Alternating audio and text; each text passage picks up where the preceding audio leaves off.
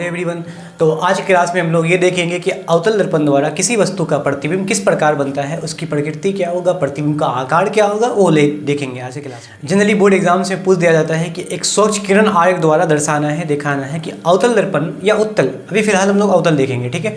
अवतल दर्पण द्वारा किसी वस्तु का प्रतिबिंब किस प्रकार बनेगा, कैसा बनेगा, उसका एक स्वच्छ किरण आरेख करके दर्शाएं। अगर इसमें कंडीशन दिया होता है, यदि वस्तु एफ पी के बीच में हो या एफ पर हो, इस तरह से देखेंगे। जैसा कि पिछले क्लास में हम लोग देख चुके हैं कि एक अवतल दर्पण कह सकते हैं कि एक अवतल दर्पण,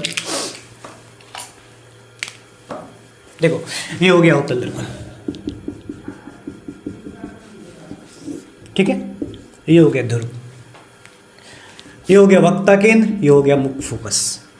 इसमें अवतल दर्पण के सामने में वस्तु को, बिंब को, अब एक दर्पण है, दर्पण के हम लोग काफ़ी पास जाते हैं, दूर जाते हैं और दूर जाते हैं, लेकिन वो कैसा दर्पण है, अवतल, जिसकी परावर्तक सतह धसी हुई है।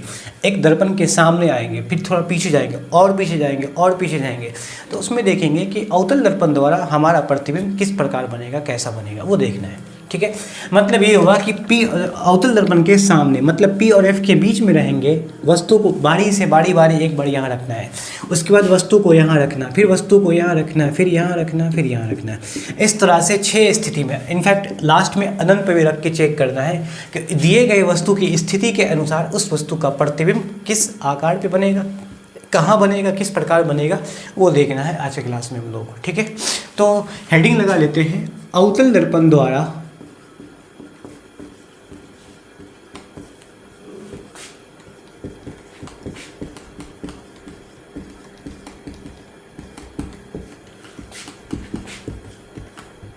प्रतिबिंब का निर्माण। क्या लिखा हुआ है, अवतल दर्पण द्वारा प्रतिबिंब किस प्रकार बनेगा, कैसा बनेगा, वो देखते हैं। ये हो गया अवतल दर्पण,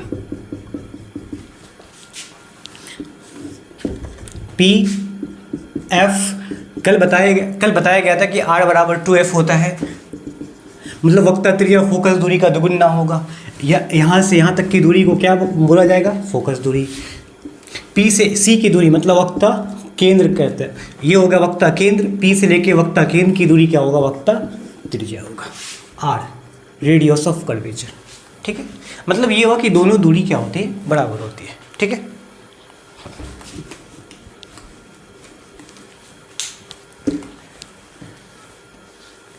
यदि वस्तु को पी एफ के बीच रखा जाए, तो देखो वस्तु को पी एफ के बीच रखते हैं, तो बीचों बीच का अर्थ यहाँ पर हो गया,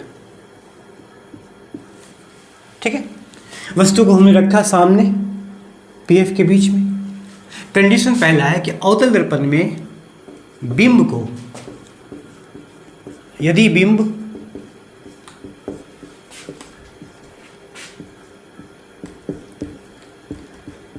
अवतल दर्पण के सामने ध्रुव तथा मुख्य फोकस के बीच हो, ध्रुव तथा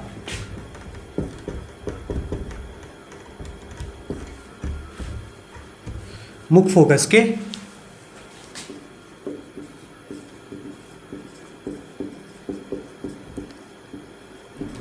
बीच हो, तब देखते हैं कि इसका प्रतिबिंब कहाँ बनेगा। देखो वस्तु को पी एफ के बीच रखा गया, आने वाली समांतर किरणें मुख्य अक्ष के समांतर आएगी, दर्पण पर आपतित होगी, ऑब्वियसली लौटेगी, परावर्तन होगी, कहाँ से लौटेगी, एफ से गुजरेगी, मुख्य फोकस से लौट जाएगी, ठीक है। दूसरी किरणें को वक्ता केंद्र से गुजारना है, इस तरह से, ये भी पीछे की ओर अगर आपतित होती है तो परावर्तित होकर क्या होगा, यहीं से लौटेगा, क्योंकि अगर किरणें क्या होता है, केंद्र से गुजरेगा तो केंद्र से ही वापस आ जाएगा। तो दोनों किरणें जब आप देखा गया सामने में, तो दोनों किरणें एक्सपेंड कर रही, मतलब अपसारित हो रही, फैल रही है, तो ऑब्वियसली ये पीछे प्रतिबिंब नहीं बनेगा। प्रतिबिंब कब बनता है, जब समांतर किरणें अपवर्तन के बाद जिस बिंदु पर मिलती है या मिलते हुए प्रतीत होती है, तो इसमें किरणें वास्तव में नहीं मिलेगा, बल्कि मिलता हुआ प्रतीत होगा। तो इसको पीछे बढ़ाएंगे तो इस प्रकार, है ना, इसको पीछे बढ़ाते हैं, सामने सामने,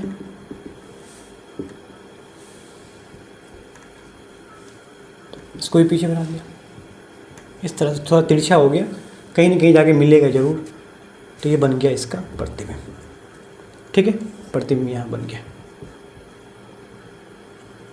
देख सकते हो इस वस्तु का प्रतिबिंब यहाँ बना है। ये प्रतिबिंब जो दर्पण के पीछे बना है वो किस प्रकार का बना है? यहाँ पर नेत्र को लगेगा किरणें पीछे से आ रही है, तो यहाँ पे कह सकते हैं कि प्रतिबिंब की स्थिति क्या होगा, प्रतिबिंब की प्रकृति क्या होगा, प्रतिबिंब की स्थिति क्या होगा वो बताना है। प्रतिबिंब की प्रकृति क्या है वो बता सकते हैं। प्रतिबिंब की प्रकृति ये है कि प्रतिबिंब आभास, मतलब कह सकते हैं आभासी या वास्तविक। तो ऑब्वियसली दर्पण के पीछे बना है तो आभासी एवं सीधा, ठीक है, आभासी बना, सीधा बना, ठीक है। और आकार में देखते हैं कि आकार कैसा है, इसका आकार कैसा है। तो कह सकते हैं कि इसका जो आकार है वो वस्तु से बड़ा है। क्या है? वस्तु से बड़ा। अब हम स्थिति की बात करेंगे, स्थिति कहाँ है, पोजीशन क्या है। तो स्थिति जो है वो दर्पण के पीछे है, ठीक है। ये हो गया प्रतिबिंब की प्रकृति, आकार और स्थिति। यही बताना है आपको, स्वच्छ किरण आरेख द्वारा दर्शा के बताना है, ठीक है। दूसरा कंडीशन, अब बिंब को रखा जाएगा F पर, ठीक है। दूसरा पॉइंट, यदि वस्तु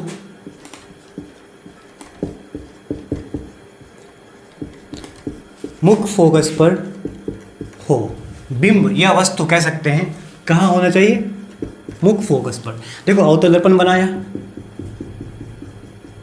ठीक है। ये हो गया मुख्य अक्ष ध्रुव, ये हो गया मुख्य फोकस, या हो गया वक्ता केंद्र। चूंकि दूरी बराबर होती है, वस्तु को, बिंब को रखा गया कहाँ पर, मुख्य फोकस पर। देखो इस तरह से समांतर किरणें आपतित होगी, ठीक है।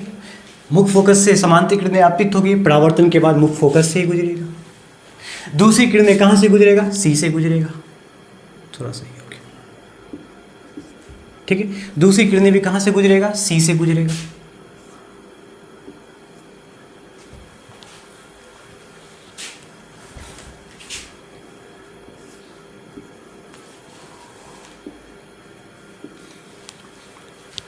यदि इसको पीछे बढ़ाते हैं तो लौट कर ऐसे ही आएगा। देखो भाई, दोनों किरणें समांतर होगी, मतलब ना सामने मिलेगा ना पीछे मिलेगा। अगर मिलेगा तो सामने मिलेगा और वो भी अनंत पे मिलेगा। तो इसमें प्रतिबिंब की प्रकृति, स्थिति बताना है। बताओ प्रतिबिंब की स्थिति क्या है। स्थिति ये है कि प्रतिबिंब बनेगा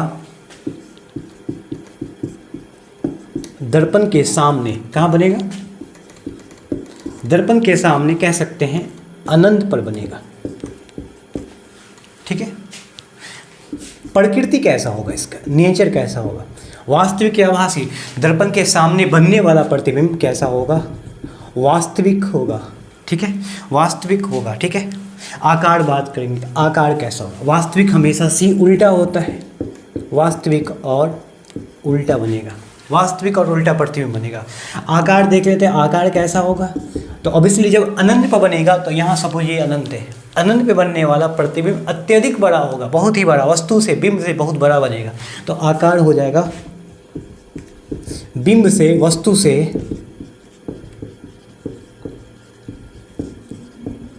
अत्यधिक बड़ा होगा। ये होगा प्रतिबिंब की स्थिति, प्रकृति और आकार, ठीक है।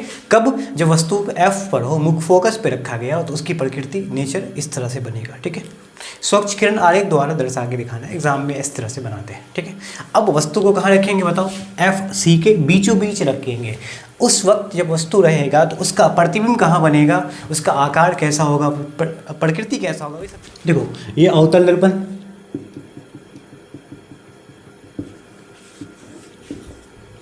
यहाँ F, यहाँ C। वस्तु को रखेंगे F C के बीचों बीच में, मुख्य फोकस वक्ता के ध्रुव, कह सकते हैं वक्ता केंद्र के बीच में। यदि वस्तु मुख्य फोकस एवं ध्रुव के बीच हो, ठीक है, मुख्य फोकस एवं ध्रुव के बीच हो, तो इसका प्रतिबिंब का आकार, नेचर कैसा होगा वो बताना है। तो P और F और C के बीच में वस्तु रखो, बीचों बीच में इस तरह से। समांतर किरणें आपतित होगी और ऑब्वियसली लौटने के बाद मुख्य फोकस से गुजरेगा, ठीक है। दूसरी किरणें सी से इसको गुजारते हैं, सी से, वक्ता केंद्र से। इसको थोड़ा पीछे बढ़ाओ, देखो कहाँ मिल रहा है, मिला। थोड़ा मुख अक्ष को और थोड़ा बड़ा कर दिया जाए, ठीक है। किरणें यहाँ आ रही है, ये किरणें यहाँ आ रही है, और दोनों इस पॉइंट पे मीट किया, मिला, तो ये बन गया यहाँ पर प्रतिबिंब। क्या बन गया? प्रतिबिंब बन गया। इस वस्तु का प्रतिबिंब यहाँ बना है, ठीक है। तो अब बताओ प्रतिबिंब की स्थिति, प्रकृति और नेचर कैसा है। स्थिति पहले देख लेते हैं। तो स्थिति है अवतल दर्पण के सामने, ठीक है। इसका आकार क्या हो, इस प्रकृति कैसा होगा, प्रतिबिंब की प्रकृति कैसा होगा। ऑब्वियसली वास्तविक होगा, दर्पण के सामने बन रहा है, वास्तविक। और हमेशा वास्तविक क्या होता है, उल्टा प्रतिबिंब बनता है, वास्तविक एवं उल्टा बनेगा, ठीक है। अब इसमें हम देख सकते हैं स्थिति, प्रकृति और आकार। देखो इस प्रतिबिंब का आकार क्या है, वस्तु से आकार में बड़ा है ना, बड़ा है, ऑब्वियसली बहुत बड़ा है, वस्तु से कह सकते हैं बड़ा, अत्यधिक बड़ा भी नहीं, सिर्फ जनरली बड़ा क्या होगा, ठीक है। तो ये हो गया यदि वस्तु को F और C के बीच रखा जाए तो ऐसा बनेगा, ठीक है। अब देखते हैं कि वस्तु का, अगर वस्तु को C पर रखते हैं तो उसका प्रतिबिंब की प्रकृति, स्थिति, नेचर क्या होगा वो बताना है। वस्तु को अब रखा जाएगा C पर। यदि वस्तु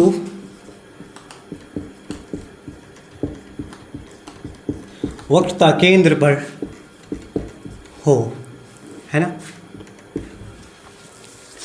इस टाइम पे वस्तु को रखेंगे वक्रता केंद्र C पर रखेंगे, तो उसका उस टाइम पे प्रतिबिंब की प्रकृति, स्थिति और नेचर क्या बनेगा वो देखते हैं, ठीक है।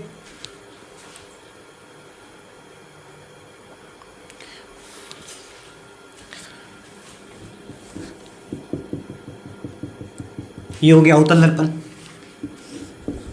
मुख अक्ष P ध्रुव हो गया, मुख फोकस, यहाँ वक्ता केंद्र। वस्तु को रखा जाएगा C पर, बिल्कुल सीधा C पर रखते हैं, लंबवत, मुख अक्ष के लंबवत रख दो इस तरह से।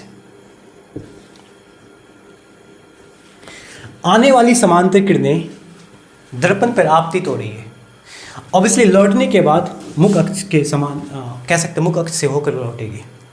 दूसरी किरणें, ऑब्वियसली वस्तु C पर रखा हुआ है तो दूसरी किरणें को हम दोबारा F से गुजारते हैं, मुख फोकस से आपतित कराते हैं।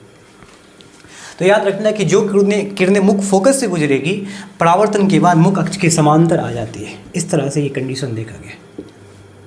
याद रखें ना कि अगर वस्तु अगर कोई प्रकाश सीधी आ रही है, मतलब कह सकते हैं समांतर आ रही है, तो मुख फोकस से गुजरेगी। अगर मुख फोकस से आ रही है तो समांतर चली जाएगी। प्रकाश कह सकते हैं कि समांतर किरणें मुख फोकस से गुजरेगी, मुख फोकस से आने वाली किरणें समांतर चली जाएगी। ये ऐसा होता है जनरली, ठीक है। यहाँ लौट रही इस तरह से। तो अब देखो यहाँ बना कहाँ प्रतिबिंब, यहाँ बना, ये बना है, आकार में बड़ा। यहाँ प्रतिबिंब की प्रकृति क्या होगा, ठीक है। प्रतिबिंब में हम देखेंगे आकार क्या होगा, प्रतिबिंब का आकार क्या है। तो प्रतिबिंब का जो आकार है वो वस्तु के आकार के बराबर, वस्तु के बराबर। दूसरा, दर्पण के सामने बना, स्थिति क्या है इसका,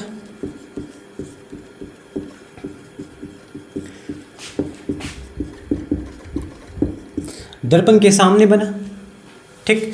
तीसरा कंडीशन ये होगा, इसका आकार कह सकते हैं प्रकृति कैसा होगा। प्रकृति ये हो, दर्पण के सामने बना है तो ऑब्वियसली वास्तविक होगा, अवास्तविक हमेशा उल्टा होता है, ठीक है।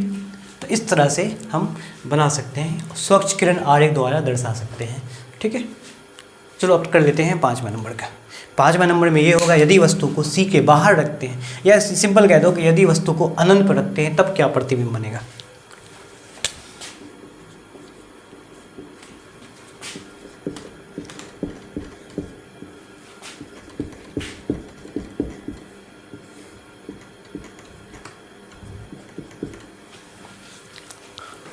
कंडीशन 5 में, यदि वस्तु अनंत पर होगा, तो अनंत पर होगा तो क्या कैसा प्रतिबिंब बनेगा? देखो ये अवतल दर्पण P, मुख्य फोकस, वक्ता केंद्र, वस्तु है अनंत पर, तो अनंत पर रखना वस्तु को संभव नहीं है। कहाँ पर रखेंगे? नहीं रखेंगे, वस्तु को अनंत पर रखना संभव नहीं है। तो इसलिए यहाँ से किरणें क्या आएगी? समांतर आएगी। हमें ये लगेगा कि किरणें समांतर आती हुई प्रतीत हो रही है। किसी अनंत स्रोत से किरणें आ रही है और वो किरणें समांतर एक दूसरे के आ रही है, और लौटने के बाद, परावर्तन के बाद मुख्य फोकस से गुजर जाएगा इस तरह से। ठीक है, समांतर किरणें परावर्तन के बाद मुख्य फोकस से होकर गुजर जाएगा। ठीक है, तो अब बताना है इसमें प्रतिबिंब की प्रकृति क्या होगा। देखो प्रतिबिंब की प्रकृति, चूंकि दर्पण के सामने बना है तो ऑब्वियसली क्या होगा? वास्तविक होगा। क्या होगा? वास्तविक एवं वास्तविक हमेशा। अब देखो प्रतिबिंब इतना छोटा है कि हमें समझ में नहीं आ रहा है, इतना छोटा है कि समझ में नहीं आ रहा है कि वो छोटा प्रतिबिंब सीधा दिख रहा है या उल्टा दिख रहा है। चूँकि वास्तविक से समझ में आ जाएगा कि चूँकि प्रतिबिंब वास्तविक बना है तो वास्तविक हमेशा उल्टा बनेगा। कहने का मतलब है कि अगर छोटा बना है तो ऑब्वियसली वो बहुत उल्टा बना होगा, बहुत छोटा, इस तरह से, ऐसा। ठीक है, आकार देखो, आकार, इसका आकार क्या होगा? अत्यधिक छोटा। ठीक है, अब इसमें प्रकृति बताओ, कह सकते स्थिति बताओ। तो ऑब्वियसली स्थिति यही है, दर्पण के सामने, है ना। इस तरह से, ऐसे हम कह सकते हैं, इस तरह से आप बता सकते हो। ठीक है, स्वच्छ किरण आरेख द्वारा दर्शाना है तो इस तरह से हम दर्शाना। ठीक है।